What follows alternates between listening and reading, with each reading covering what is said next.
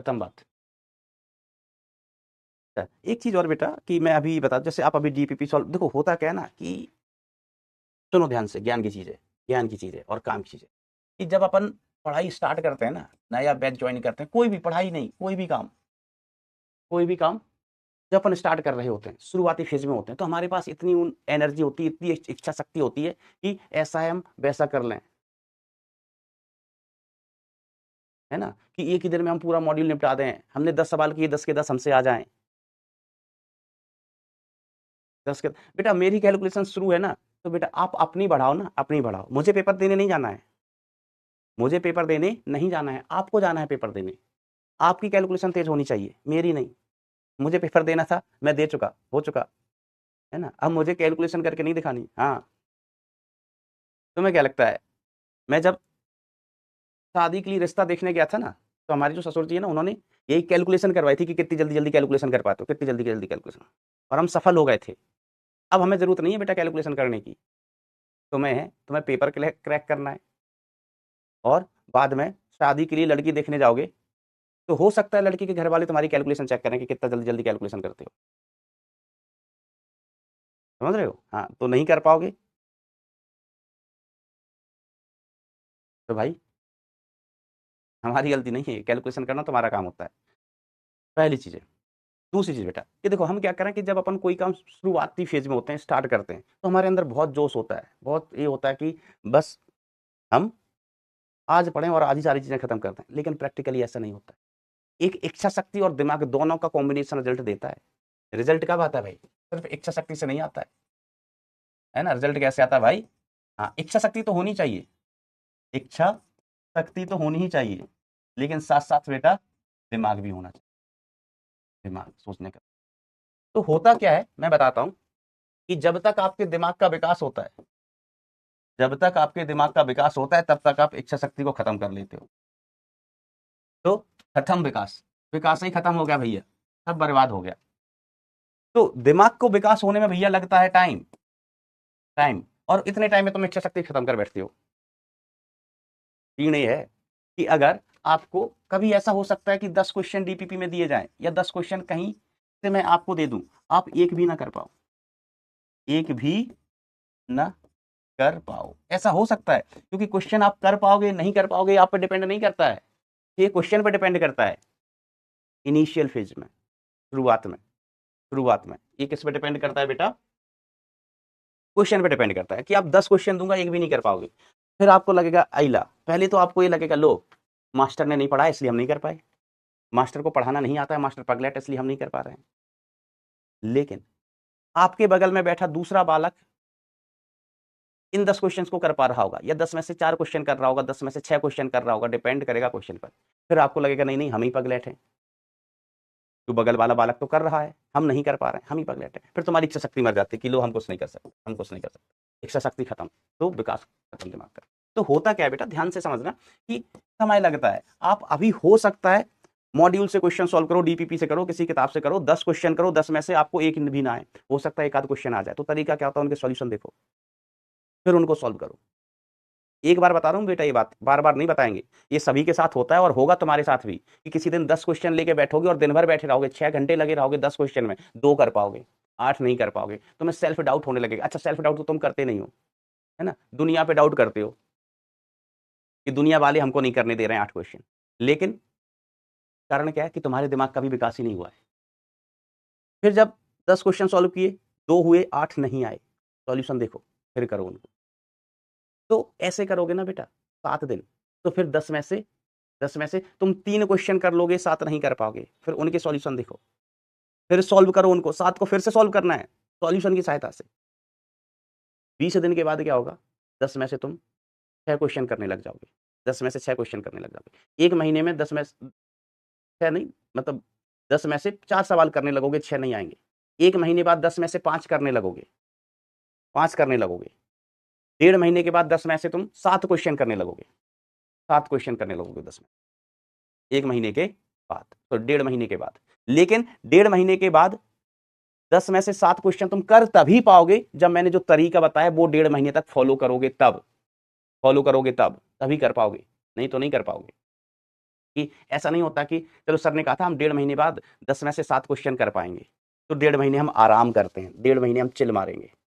1.5 महीने तक पेन घिसोगे ना, पेन घिसोगे तब कर पाओगे, है ना? कि 10 क्वेश्चन किए, 9 नहीं आए, इच्छा शक्ति मर जाएगी कि नहीं हम कर ही नहीं सकते, हम आईआईटी के लिए बने ही नहीं हैं। बेटा ये सभी बच्चों के साथ होता है, आपके साथ ही नहीं। शुरुआती फेज में हर बच्चे के साथ ऐसा होता है कि 10 में से 8 क्वेश्चन नहीं आ रहे हैं, 10 में से 9 नहीं कर पा रहे हैं, 10 में से 7 नहीं कर पा रहे हैं, लेकिन लगे रहते हो, मेहनत करते रहते हो कि जो क्वेश्चन नहीं आ रहे हैं उसके हम सॉल्यूशन देखेंगे, फिर सॉल्यूशन देख के फिर उनको सॉल्व करने की कोशिश करेंगे। तो ऐसा करते हैं आप 1.5 महीने 2 महीने, तो 10 में से 7 क्वेश्चन करने लगे, और 10 में से 7 क्वेश्चन करने लग गया तो आप सिलेक्ट हो गए, सिलेक्ट हो गई, ठीक ठाक रैंक आ जाएगी, आप ठीक ठाक रैंक आ जाएगी, है ना? ये नीट नहीं है, जेई है। एडवांस एडवांस में ना कट ऑफ कितना जाता है, कितने परसेंट पे सिलेक्शन हो जाता है एडवांस में, कमेंट में बताएगा कोई? अच्छा दूसरी चीज अभी हम पूछेंगे कमेंट में, और क्या मैं बता, हाँ तो मैं ये भी बता रहा था कि स्टार्टिंग में बच्चे बड़े एनर्जी में रहते हैं, बड़े जोश में रहते हैं कि हमने कोई टॉपिक पढ़ाया, तुमने मॉड्यूल उठाया, एडवांस के सवाल करने सॉल्व बैठ गए। अभी कुछ बच्चे ने मॉड्यूल सॉल्व करना शुरू कर दिया होगा, नए नए मॉड्यूल आए हैं, पढ़ने का शौक है, नया बैच ज्वाइन किया है, ऊर्जा से भरपूर है। बेटा अभी मॉड्यूल सॉल्व नहीं करना जब तक चैप्टर नहीं हो जाए, नहीं तो नहीं कर पाओगे एक भी, डिमोरलाइज हो जाओगे। हम बताएंगे आपको कब सॉल्व करना है मॉड्यूल, अभी मॉड्यूल को टच भी नहीं करना है, अभी डीपीपी करते चलो। डीपीपी में आप 10 में से 5 क्वेश्चन, 6 क्वेश्चन, 7 क्वेश्चन खुद से कर पा रहे हो, अच्छी बात है। जो नहीं कर पा रहे हैं उसका सॉल्यूशन देखो, ये पढ़ने का तरीका होता है।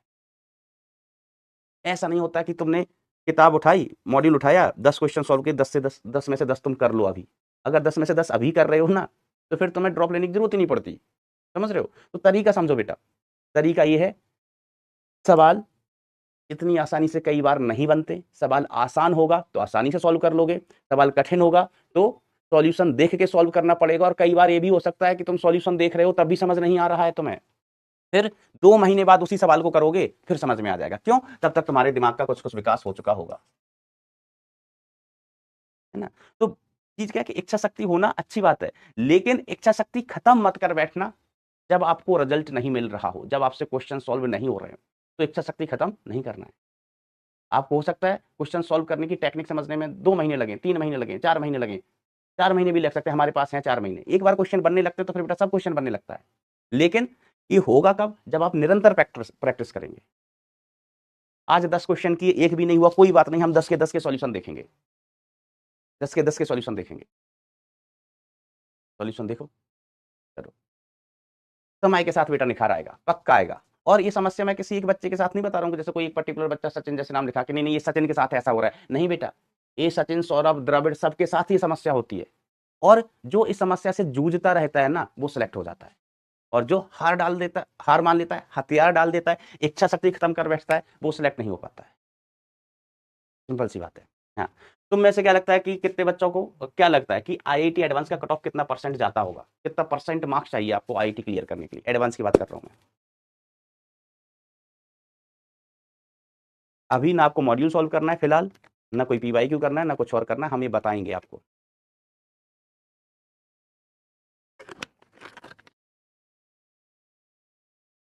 यस, बहुत सारे बच्चे सही बता रहे हैं, 30 से 32%,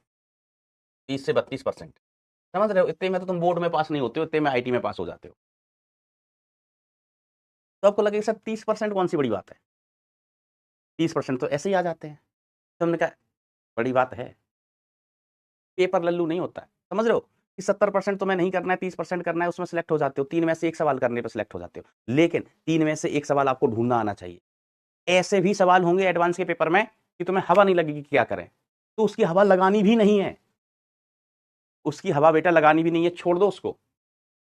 छोड़ दो। अगर आपको 1.5-2 हजार, है ना,